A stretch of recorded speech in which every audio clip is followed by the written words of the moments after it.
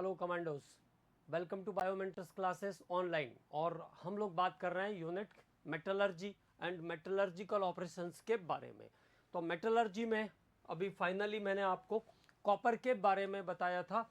तो कॉपर के important ores cuprite Cu2O, copper glance Cu2S, इसके बाद CuFeS2 is called copper pyrite, CuCO3 CuOH whole twice is called malachite, and 2CuCO3 CuOH whole twice is called azurite. तो these are the important ores of copper। ये copper के important ores हैं। और copper की metallurgy के लिए most commonly हम copper pyrite use करते हैं। The formula of copper pyrite is CuFeS2।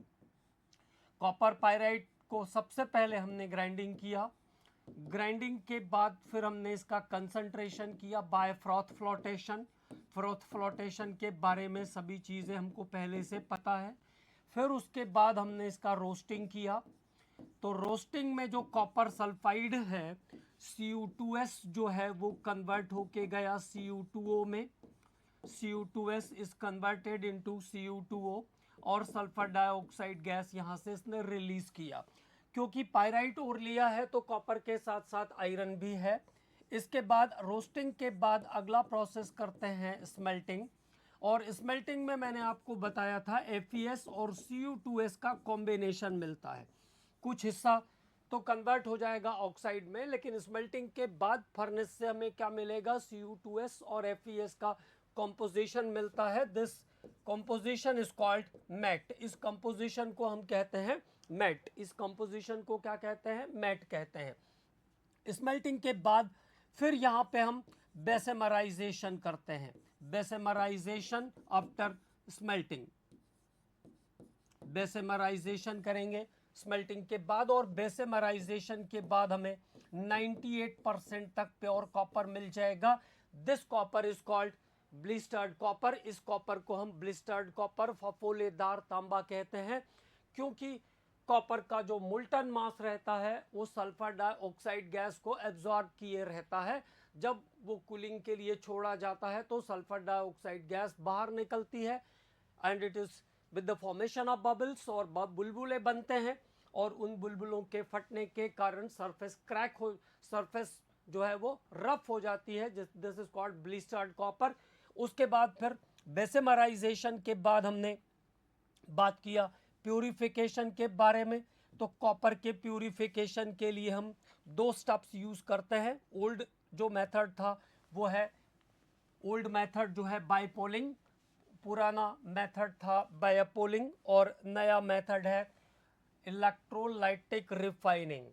Polling के बाद, पोलिंग के लिए हम ग्रीन वुड स्टायरिंग करते हैं। ग्रीन वुड कंटेनिंग हाइड्रोकार्बन्स, जो कि सल्फर को सल्फर डाइऑक्साइड में कन्वर्ट कर देता है। और पोलिंग के बाद 99% तक प्योर कॉपर मिल जाता है।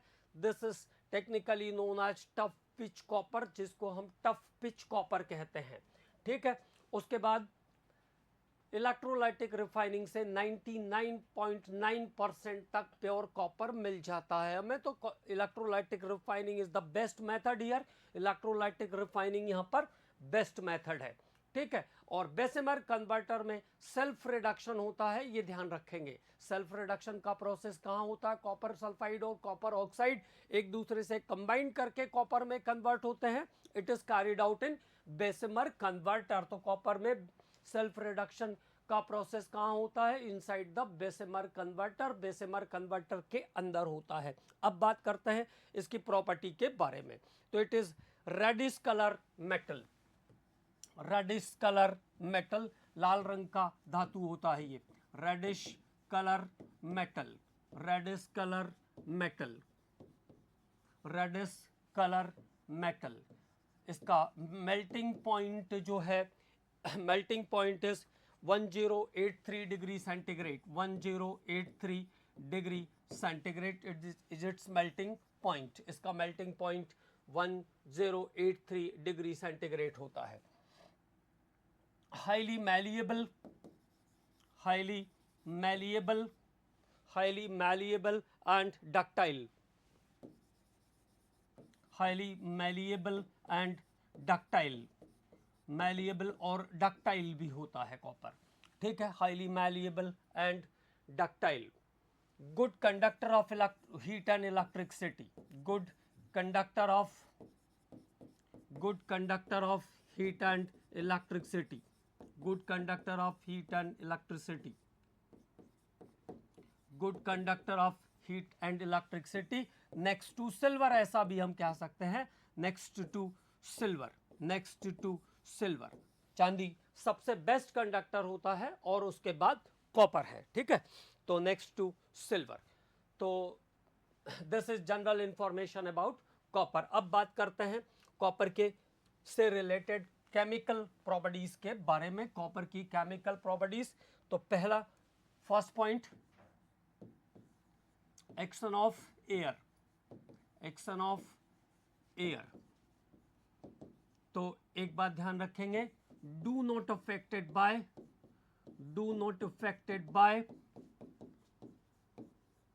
Dry air, do not affected by dry air. तो ड्राई एयर का इसके ऊपर कोई इफेक्ट नहीं पड़ता है, लेकिन ड्राई एयर आएगी कहाँ से, वो समस्या है। जितनी भी एयर है वो सब कैसी है, इम्प्योर है। तो इम्प्योर एयर क्या करती है, impure air reacts with copper, impure air reacts with copper to form, react with copper to form parrot green layer। Copper के कंटेनर देखे होंगे, खास तौर से हम लोगों के घरों में कॉपर के लोटे सबके पास रहते हैं, जिससे भगवान को जल चढ़ाते हैं, है ना। तो वो उसमें थोड़े थोड़े दिनों के बाद क्या होता है, वो साफ करेंगे तो पीतल जैसा चमकता हुआ दिखाई देगा, मतलब येलोइश कलर का दिखता है। लेकिन फिर थोड़े दिन के बाद क्या हो जाएगा, उस पर एक लेयर जमा हो जाएगी और फिर से वो ग्रेनिश कलर का हो जाएगा, ठीक है। तो एक्शन ऑफ मॉइस्ट एयर क्या करती है, पैरेट ग्रीन लेयर फॉर्म कर देती है, form parrot green layer. It is known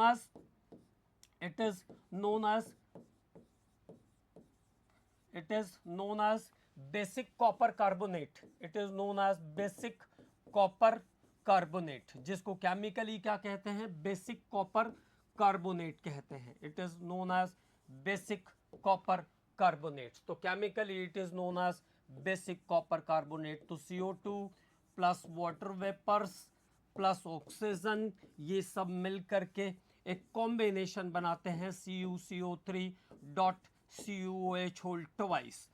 ओर के जैसा, मेलाकाइट ओर के जैसा फॉर्मूला है, but this is compound of copper and it is known as basic copper carbonate. Basic copper carbonate के बनने के कारण कॉपर के कंटेनर्स पर पैरेट ग्रीन लेयर बनता है, ये ध्यान रखेंगे, बस केवल इतना ध्यान रखना है।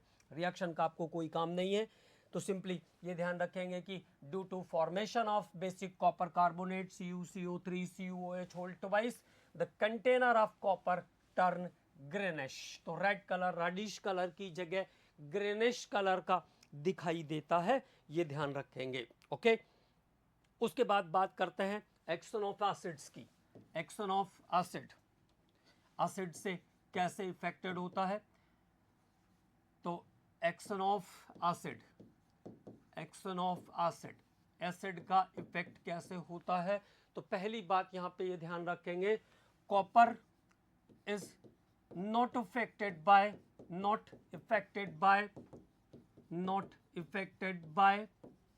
प्योर dilute sulfuric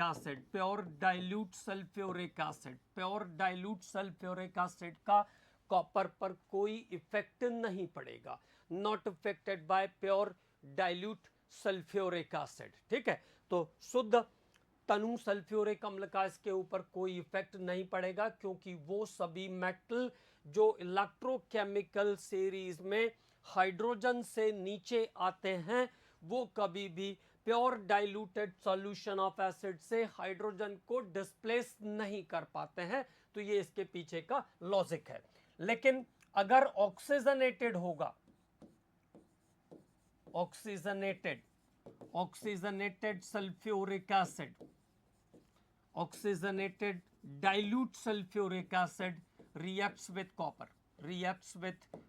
copper, तो ऑक्सीजनेटेड अगर होगा तो वो क्या करेगा, सल्फ्यूरिक एसिड के साथ रिएक्ट, कॉपर के साथ रिएक्ट करेगा, H2SO4, और यहां पे उसके साथ साथ ऑक्सीजन भी है, तो now it gives copper sulphate plus water, copper sulphate plus water का फॉर्मेशन कर लेगा।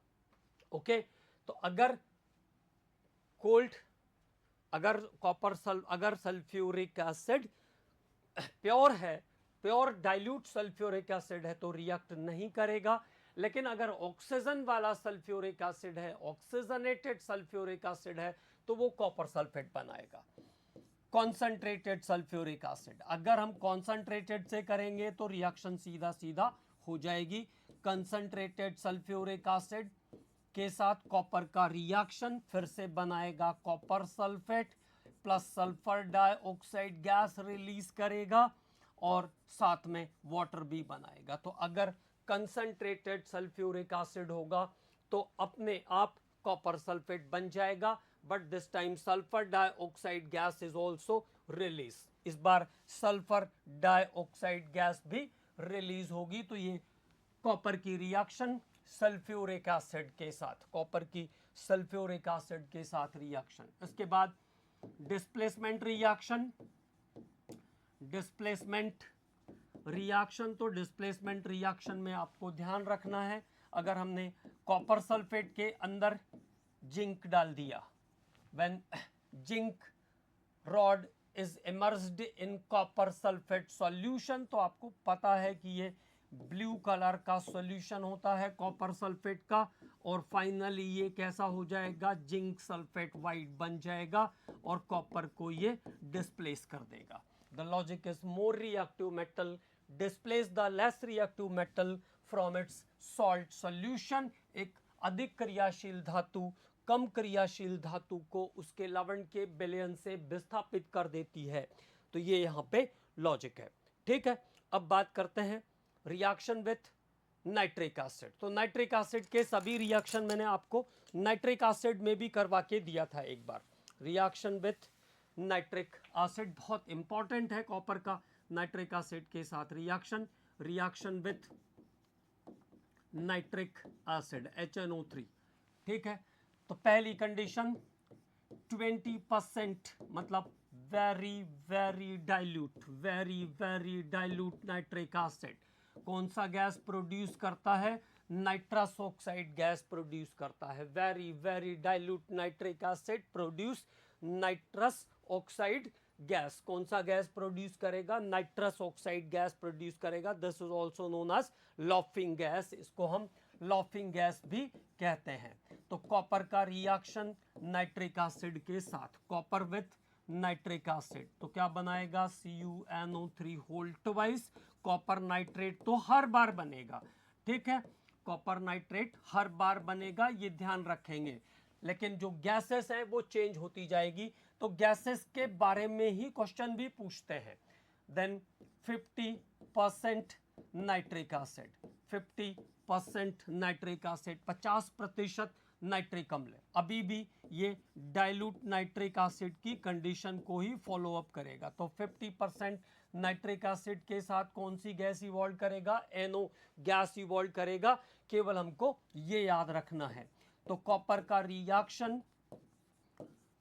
का रिएक्शन डाइल्यूट नाइट्रिक एसिड या 50% नाइट्रिक एसिड के साथ होगी, जब कॉपर के स्क्रैप पर हम 50% नाइट्रिक एसिड डालेंगे, कॉपर के स्क्रैप पर हम 50% नाइट्रिक एसिड डालेंगे तो बन जाएगा CuNO3 होल ट्वाइस, और कौन सी गैस निकलेगी, 8HNO3 रहता है यहाँ पर, हियर 8HNO3 इज देयर, तो ये बनाएगा CuNO3 होल ट्वाइस, और 3Cu रहता है, 3Cu प्लस 8HNO3, यहाँ पे NO गैस प्रोड्यूस करेगा और 4 वाटर निकालेगा, NO gas with 4 water, NO gas बनाएगा और 4 वाटर बनाएगा, ठीक है। तो ये दो स्टेप हो गए, 20% पे नाइट्रस ऑक्साइड, 50% पे नाइट्रिक ऑक्साइड। बस केवल आपको ये गैसेस ध्यान रखना है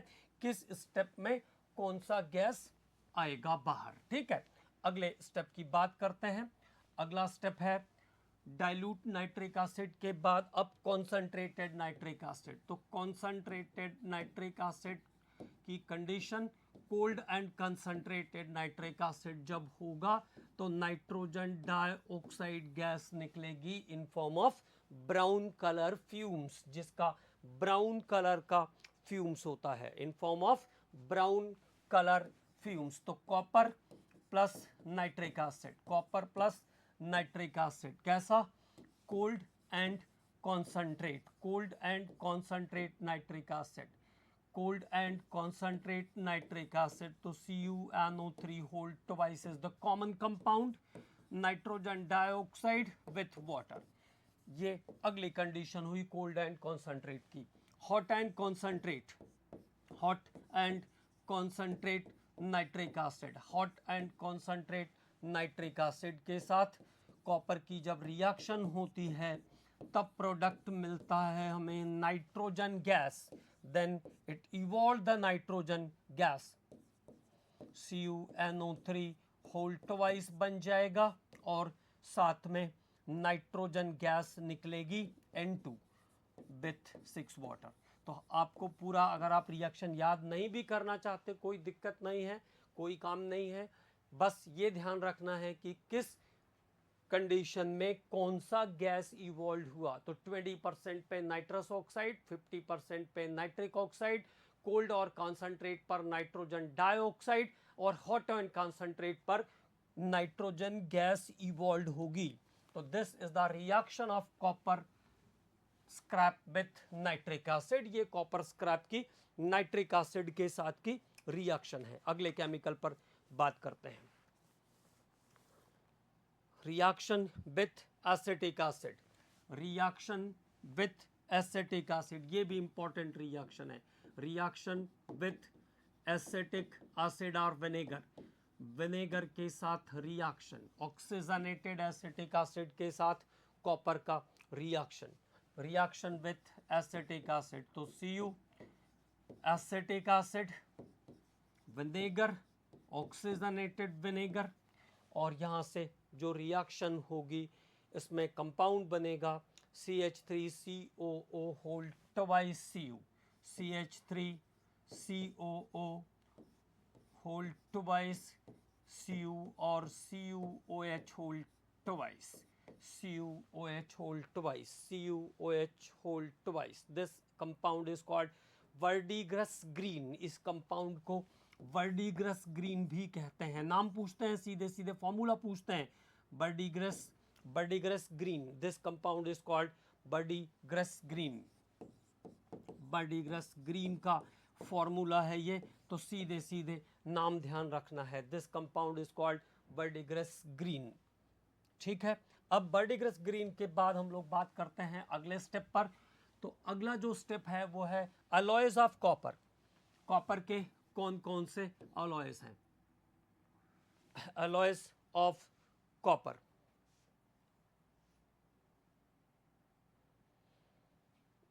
alloys, alloys of copper, copper की कौन कौन सी इंपॉर्टेंट अलॉयज हैं उसके बारे में अब बात करेंगे। तो कॉपर में क्या क्या अलॉयज पढ़ने को मिलने वाले हैं हमें। तो once talk about the alloys of copper. Alloys of copper, पूरा स्टेटमेंट हो गया अलॉयज ऑफ कॉपर। तो कॉपर के कौन कौन से इंपॉर्टेंट अलॉयज हैं उसको हमको याद करके रखना है। पहला ब्रॉस, ब्रॉस को कहते हैं पीतल, ब्रॉस को पीतल भी कहते हैं। कॉपर और जिंक का कॉम्बिनेशन है, copper and zinc, copper plus zinc. Copper कितना रहता है? 60 to 80%, 60 to 80%, और जिंक कितना रहता है? 20 to 40%, 20 to 40% जिंक रहेगा और 60 से 80% तक तांबा रहेगा ब्रॉस के अंदर। और ब्रॉस का यूज़, पीतल का यूज़ सभी को पता है, यूटेंसिल्स बनाने के लिए यूज करते हैं, यूटेंसिल्स बनाने के लिए यूज करेंगे ब्रॉस को। ब्रॉस के बाद दूसरा जो अलॉय है कॉपर का वो है bronze. Bronze, second alloy of copper is bronze. Copper 75 to 90%, copper 75 to 90%। और दूसरा जो मेटल रहता है इसमें वो है टिन, 25 to 10%, 10 to 25%, एक ही बात है, 10 to 25% तक टिन रहता है ब्रॉन्ज के अंदर। और coins, statues, coins, statues, utensils भी बनता है, ये सब चीजें बनाने के लिए यूज होता है ब्रॉन्ज। तो दूसरा एलॉय है कॉपर का ब्रॉन्ज। ब्रॉन्ज के बाद जर्मन सिल्वर,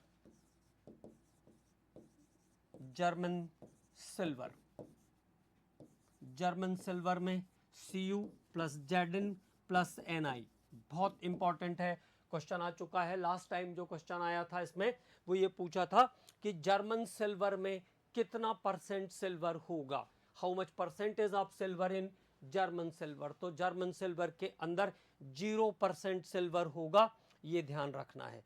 जर्मन सिल्वर 56, 24, 20, 56, 24 और 20 is the composition of German silver। 56% copper, 24% zinc और 20% निकल का कॉम्बिनेशन है जर्मन सिल्वर।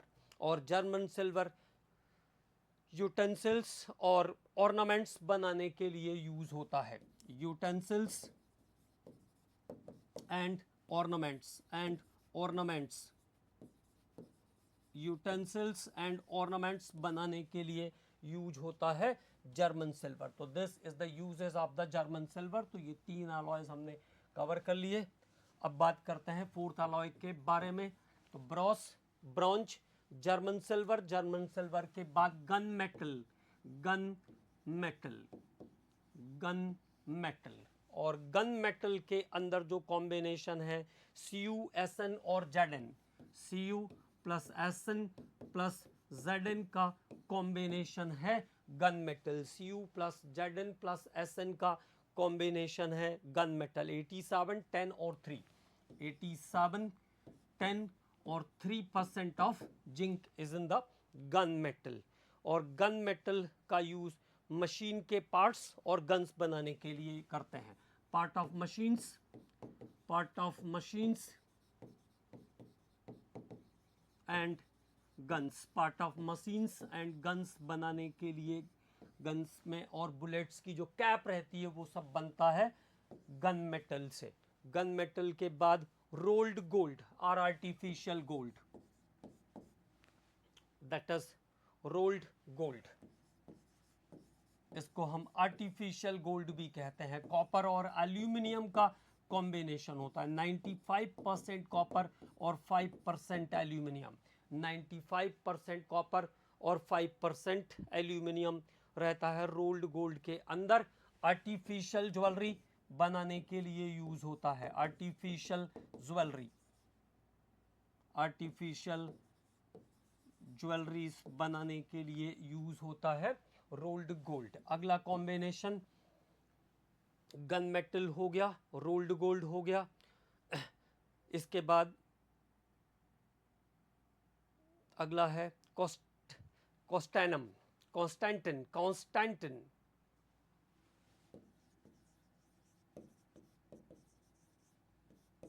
कॉन्स्टेंटिन के अंदर जो कॉम्बिनेशन है कॉपर और निकल, कॉपर प्लस निकल, that is 60% and 40%। Books wise थोड़ा बहुत बैरी हो सकता है ये डाटा, जो कॉम्पोजिशन है ना ये, क्योंकि वेरिएबल हो सकती है, ठीक है। और इसका जो यूज है वो इलेक्ट्रिकल रेजिस्टेंस, इलेक्ट्रिकल रेजिस्टेंस बनाने के लिए यूज होता है। ये इलेक्ट्रिकल रेजिस्टेंस बनाने के लिए यूज होता है आपका ये कंपाउंड, ठीक है। तो ये हुआ कॉपर के इंपॉर्टेंट अलॉयज की बात। These are the important alloys of copper, ठीक। अब कॉपर के जो कंपाउंड्स हैं उन पे, कंपाउंड्स देखिए हमारे सिलेबस में है नहीं, है ना, तो पहली बात तो ये ध्यान रखना है कि केवल और केवल जनरल मेटलर्जी सिलेबस में है। अब पढ़ाते जाएंगे तो चलते ही जाएगा, खत्म भी नहीं होगा, क्योंकि छोटा सा तो है नहीं। ठीक, तो कुछ बातों में हम लोग कुछ बातें और कर लेते हैं। Cu2O, cuprous oxide is the red oxide of copper। इसको हम तांबे का लाल ऑक्साइड भी कहते हैं, रेड ऑक्साइड ऑफ कॉपर। और इसका जो यूज है वो एंटी रस्ट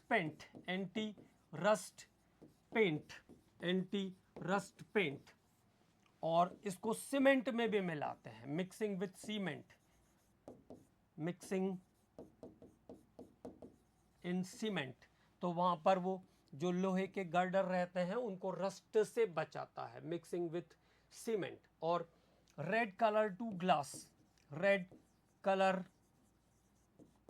ग्लास, कांच को लाल रंग देने के लिए भी हम क्यूप्रस ऑक्साइड का यूज करते हैं। तो this is the important uses of cuprous oxide. तो ये बात हुई क्यूप्रस ऑक्साइड के बारे में। क्या क्या ध्यान रखना है? It is called red oxide of copper, anti rust paint, mixing with cement, and also use to produce red colour in glass.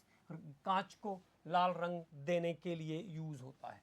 इसके बाद क्यूप्रिक ऑक्साइड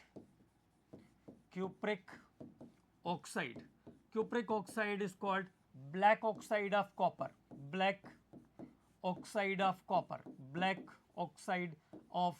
कॉपर। इसको हम कॉपर का ब्लैक ऑक्साइड कहते हैं। और इसका जो इंपॉर्टेंट फंक्शन है, absorption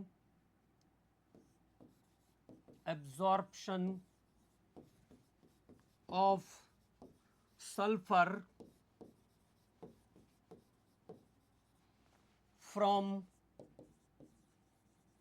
petroleum product, absorption of sulphur from petroleum product से सल्फर को सोख लेता है। दूसरा जो काम है इसका वो है ब्लू कलर टू ग्लास, कांच को नीला रंग देने के लिए हम क्यूप्रिक ऑक्साइड को यूज करते हैं। तो ब्लू कलर टू ग्लास के लिए भी क्यूप्रिक ऑक्साइड यूज होता है।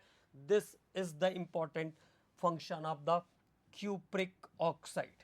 ठीक है, अब बात करते हैं कॉपर सल्फेट 5 वाटर के बारे में भी थोड़ी बात कर लेते हैं।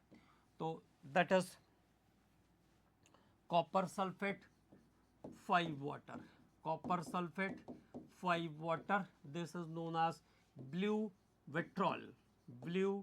विट्रॉल। इसको क्या कहते हैं? ब्लू विट्रॉल कहते हैं। एक बार सारे विट्रॉल का फॉर्मूला लिख देता हूं मैं। ZnSO4.7 water is called white vitriol. Vitriols के फॉर्मूले नोट कर लीजिएगा, बहुत इंपॉर्टेंट है। FeSO4.7 water is called green vitriol. Okay, MnSO4.5 water is called pink vitriol. तो ये सारे विट्रॉल के फॉर्मूले एक साथ लिख दिए मैंने, है ना। तो now note down the formula. Copper sulphate dot 5 water is called blue vitriol, नीला थोथा, ऐसा हिंदी में कहते हैं। Zinc sulphate dot 7 water is called white vitriol, FeSO4.7 water is called green vitriol, MnSO4.5 water is called pink vitriol, और sulfuric acid is called oil of vitriol,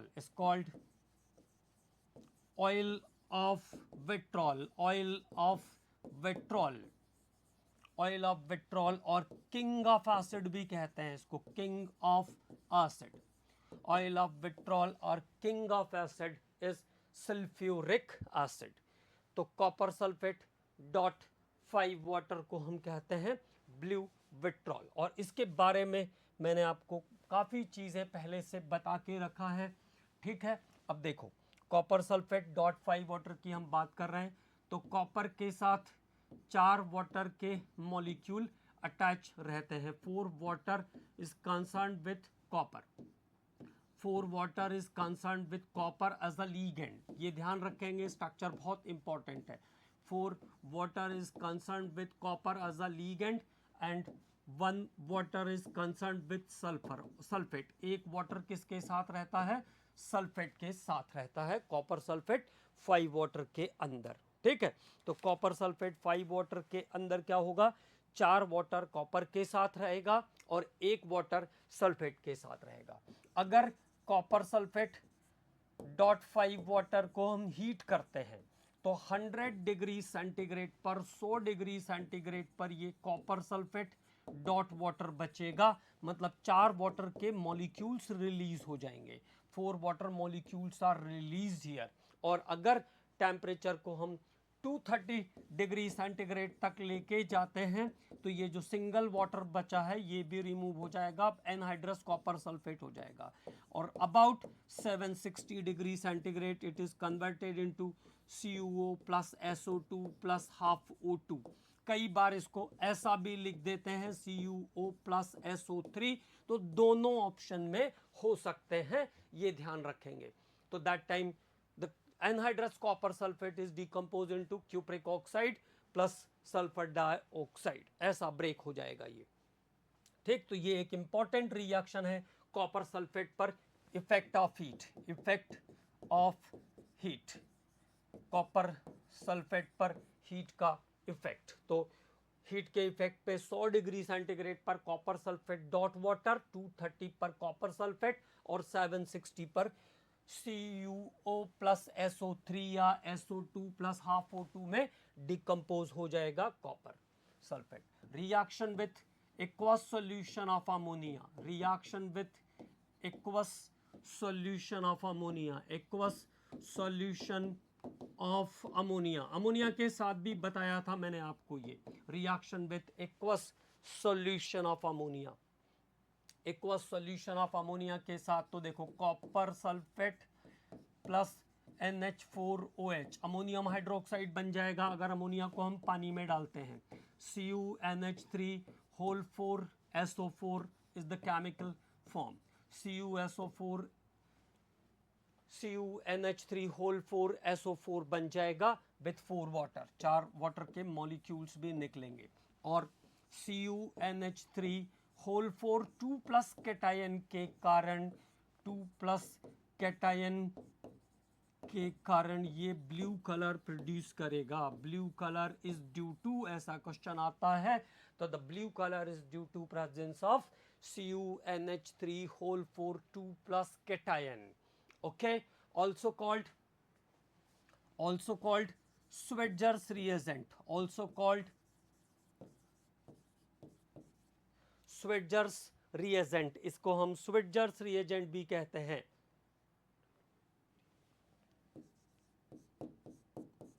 Schweizer's reagent भी कहते हैं, नाम ध्यान रखना है इसलिए दोबारा बताया मैंने आपको इसका। Schweizer's reagent used to dissolve cellulose, used to dissolve cellulose और cellulose को घोलने के काम में आता है, used to dissolve cellulose। तो this is another important reaction of copper sulfate. Now reaction with potassium iodide, reaction with potassium iodide Ki के साथ रिएक्शन। तो copper sulphate potassium iodide, first of all it gives cupric iodide plus K2SO4, but cupric iodide is unstable, unstable है cupric iodide। तो now the cupric iodide is decomposed to Cu2I2 plus I2। Cuprous iodide यहाँ पर stable product होगा, ये ध्यान रखना है। Cuprous iodide इसका स्टेबल प्रोडक्ट बनेगा। तो जब कॉपर सल्फेट पोटेशियम आयोडाइड के साथ रिएक्शन करेगा तो प्रोडक्ट क्या आएगा? Cuprous iodide is the product, the cuprous iodide is the product for the reaction. Next, reaction with potassium cyanide, reaction with KCN। जितने इंपॉर्टेंट रिएक्शंस हैं मैं उन पे बात कर रहा हूँ आपके साथ। कॉपर सल्फेट के जो इंपॉर्टेंट रिएक्शन है जो प्रीवियस ईयर में क्वेश्चन आ चुके हैं, तो KCN के साथ जब ट्रीट करेंगे तो इनिशियली CuCN होल ट्वाइस बनेगा। This is called cupric cyanide, cupric cyanide, cupric cyanide plus K2SO4, cupric cyanide plus K2SO4, and this cupric cyanide is again unstable compound है ये, और break हो जाएगा। This cupric cyanide is break into CuCN. This is breaks into CuCN, तो cuprous cyanide के अंदर break हो जाएगा, क्यूप्रस साइनाइड बना देगा और CN होल ट्वाइस बनाता है, CN होल ट्वाइस, ठीक है, CN होल ट्वाइस का फॉर्मेशन कर देगा।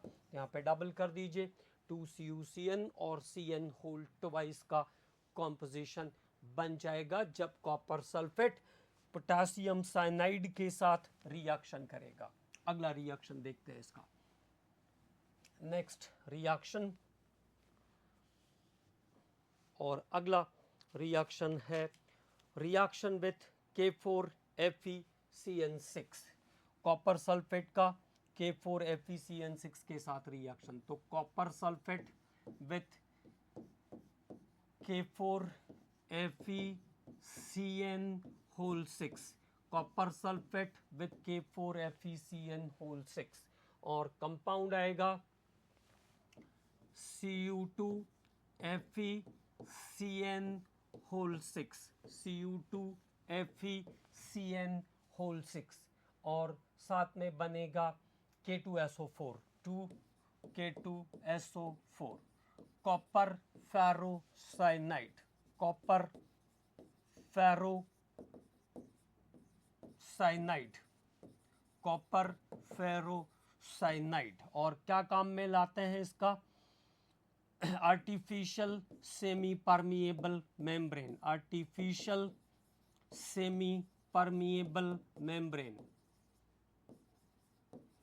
Artificial semi permeable membrane, artificial semi permeable membrane, कृत्रिम अर्धपारगम्य झिल्ली, और सबसे best artificial semi permeable membrane है ये। Copper ferrocyanide is the best artificial semi permeable membrane, ठीक है। तो सबसे best artificial semi permeable membrane है, इसको भी ध्यान रखना है। नेक्स्ट, अब कॉपर सल्फेट का लाइम के साथ composition, copper sulphate with lime CaO is called Bordeaux mixture, इसको हम कहते हैं Bordeaux mixture.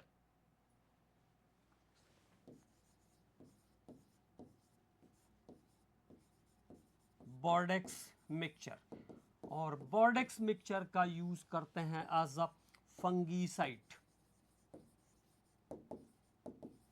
As a fungicide use करते हैं बोर्डेक्स मिक्सचर को। जर्मीसाइड, फंगीसाइड और जर्मीसाइड दोनों नेचर होता है बोर्डेक्स मिक्सचर का, ध्यान रखेंगे बोर्डेक्स मिक्सचर पर भी डायरेक्टली क्वेश्चन आता है। तो this is all the important information about copper, ये कॉपर से रिलेटेड सभी इंपॉर्टेंट इंफॉर्मेशंस मैंने आपको दे दिया है। अब बात करते हैं कॉपर के साथ साथ सिल्वर के बारे में बात कर लेते हैं, थोड़ी कुछ चीजें सिल्वर के बारे में पढ़ना है, ज्यादा नहीं पढ़ना है। Ag2S is the silver glance, और है ये कॉपर का सिल्वर का सिल्वर ग्लांस के फॉर्म में मिलता है सिल्वर। AgCl जब ओर के फॉर्म में होता है तब इसको हॉर्न सिल्वर भी कहते हैं, ये नाम याद रखना है। हॉर्न सिल्वर किसका फॉर्मूला है? AgNO3 is called horn silver.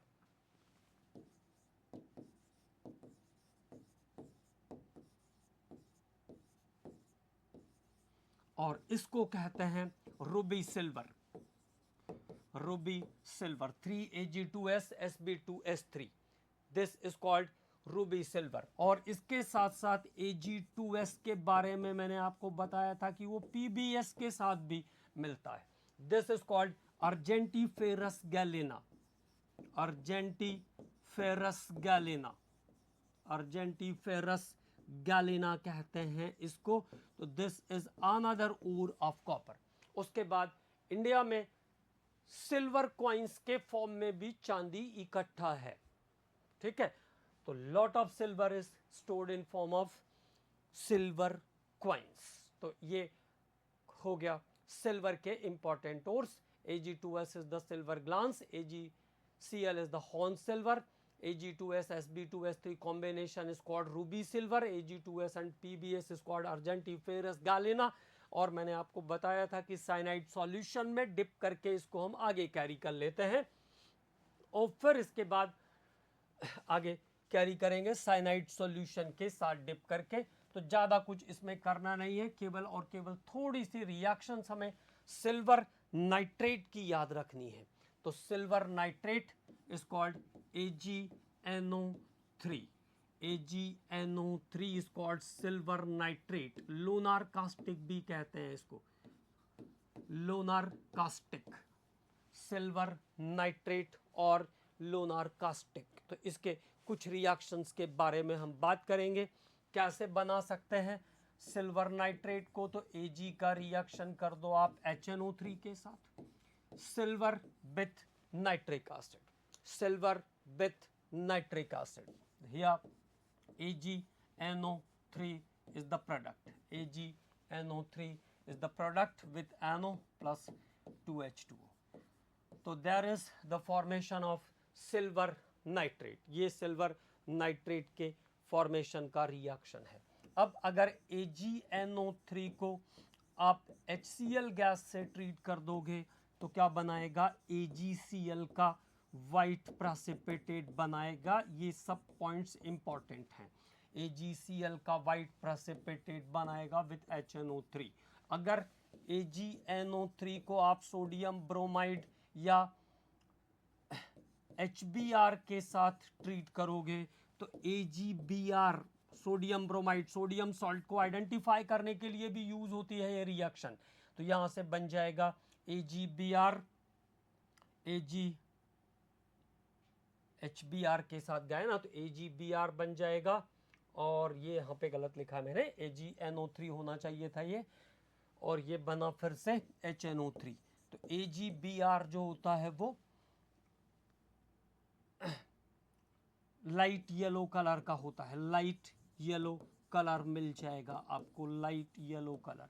इसके बाद AgNO3 की रिएक्शन अगर हम HI के साथ कर दें तो हमें मिल जाएगा AgI का dark yellow colour, dark yellow colour of the compound. Okay, तो यहां से AgI आ जाएगा, that is dark yellow colour, dark yellow colour का कंपाउंड मिल जाएगा AgI।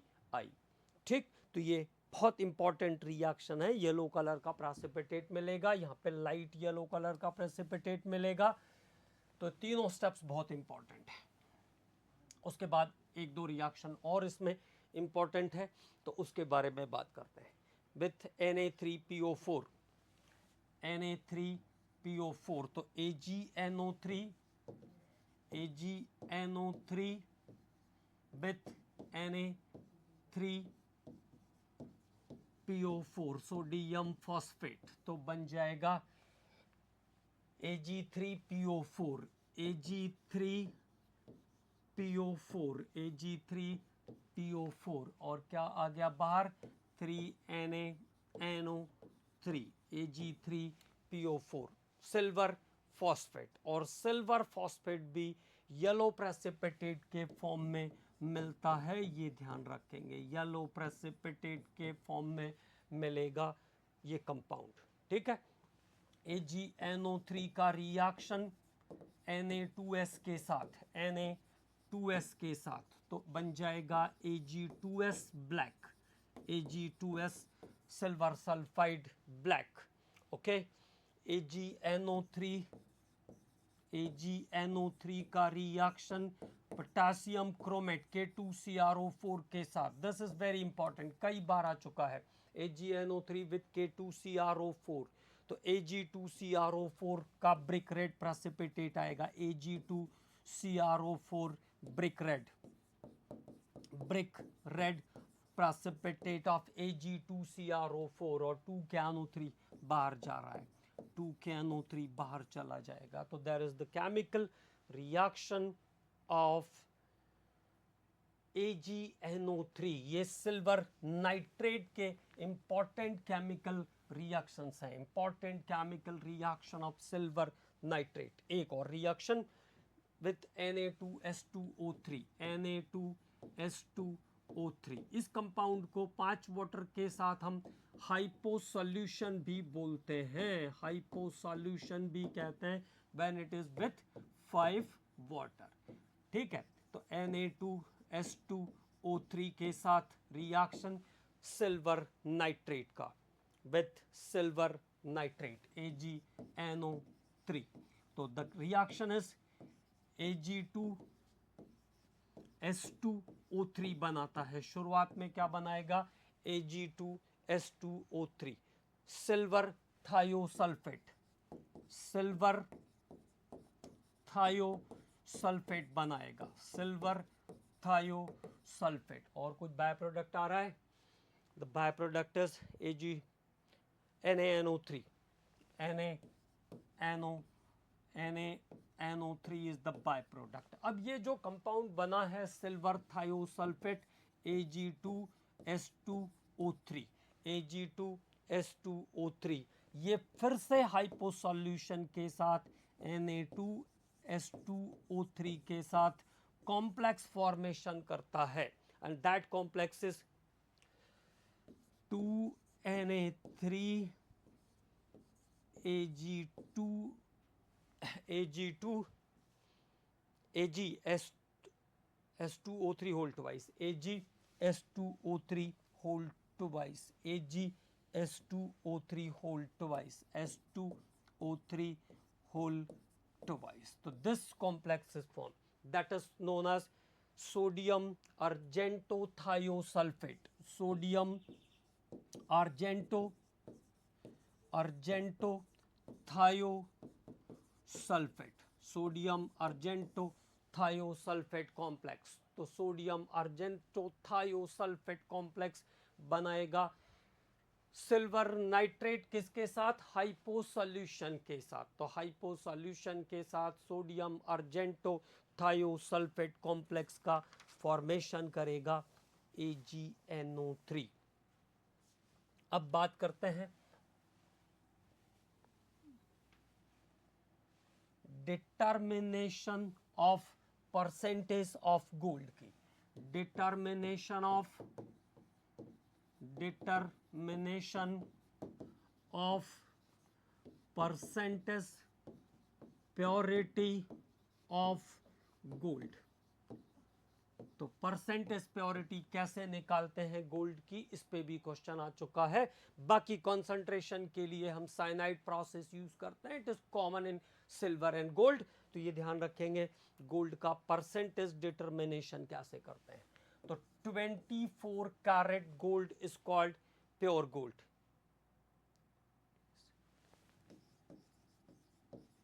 24 carat gold is called 100% pure gold. पहली बात तो ये ध्यान रखना है, 100% प्योर गोल्ड किसको कहते हैं? हम 24 कैरेट गोल्ड को कहते हैं। अब जैसे मैंने कहा what is the percentage purity, what is the percentage purity in 18 carat, 18 carats of gold. 18 carat सोना जो होगा वो कितना प्रतिशत शुद्ध होगा? तो percentage purity equal to how much? 18 carat is there, 18 by 24 is the 100% into 100। आपको ये काम करना है, ठीक? जितना कैरेट दिया हुआ है उसको 24 से डिवाइड करो और इसके बाद 100 से मल्टीप्लाई कर दो। तो कितना हो गया देखिए, 18 कैरेट 6 से कट रहा है, 6 तिया 18 और 6 चौका 24 और यहाँ आ जाएगा 25। तो 25 इंटू 3 तो कितना प्योरिटी आ गई? 75% प्योर हो गया गोल्ड। ठीक है, तो 18 कैरेट गोल्ड कितना होगा? 18 karat gold is 75% pure gold. This is 75% pure gold. 18 carat gold कितना होगा? 75% प्योर गोल्ड होगा. अब अगर मैं 21 कैरेट की, अब तो किसी का भी फॉर्मेट सेम ही रहेगा. अगर मैं 21 कैरेट की बात करूं तो 21 बाय 24 इंटू 100. तो now the answer is 87.5%. 87.5%. If we are talking about 22 karat gold, so 22 by 24 into 100. So this is the calculation of purity of gold in given carat, that is 91.66%. तो जो सोना commonly market में cell होता है, branded jewellery जो cell होती है वो 22 कैरेट की रहती है, मतलब वो 91.66% तक प्योर होगी. ठीक है. और वैसे तो लोग कहते हैं 100% प्योर है, लेकिन 100% गोल्ड का ऑर्नामेंट ही नहीं बन सकता, पॉसिबल ही नहीं है. ठीक है. तो it is about some important information related with gold. तो प्योरिटी ऑफ गोल्ड पे क्वेश्चन आ सकता है, इसको ध्यान रखना है. अब बात करते हैं अबाउट जिंक. तो जिंक के ओर्स की बात कर लेते हैं. What are the important ore of zinc?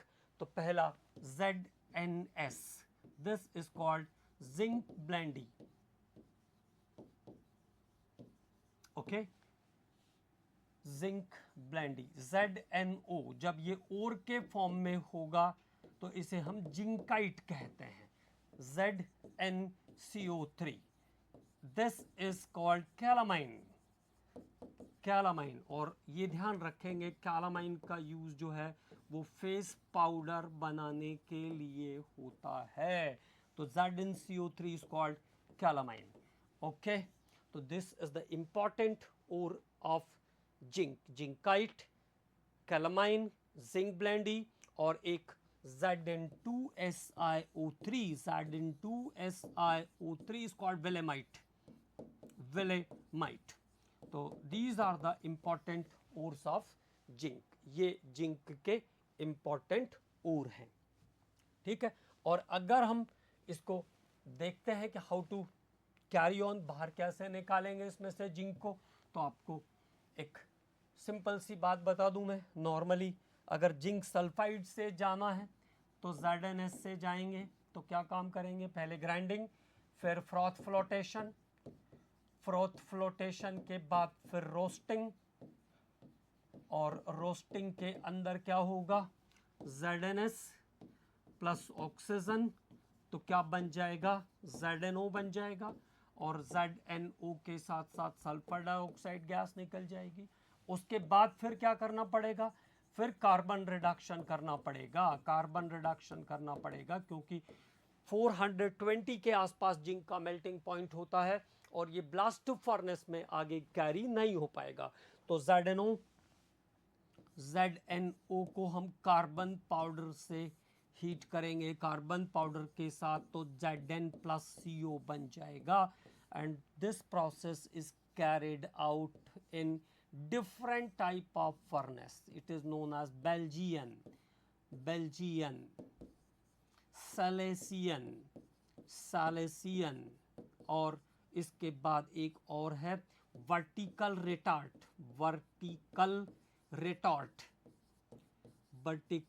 Retort process. और उसके बाद इसको प्यूरिफाई करने के लिए हम डिस्टिलेशन यूज कर सकते हैं and also purified by electrolysis. Electrolysis भी कर सकते हैं इसको प्योरीफाई करने के लिए. तो ये जिंक के कुछ इंपॉर्टेंट ओर्स. अगले लेक्चर में हम लोग जिंक के कुछ कंपाउंड पर बात करेंगे, उसके बाद आयरन की मेटलर्जी पर बात करेंगे, and then finally about the Ellingham diagram. तो एलिंगम डायग्राम पर उसके बाद सबसे लास्ट में हम लोग बात करेंगे, and we are going to finish the metallurgy.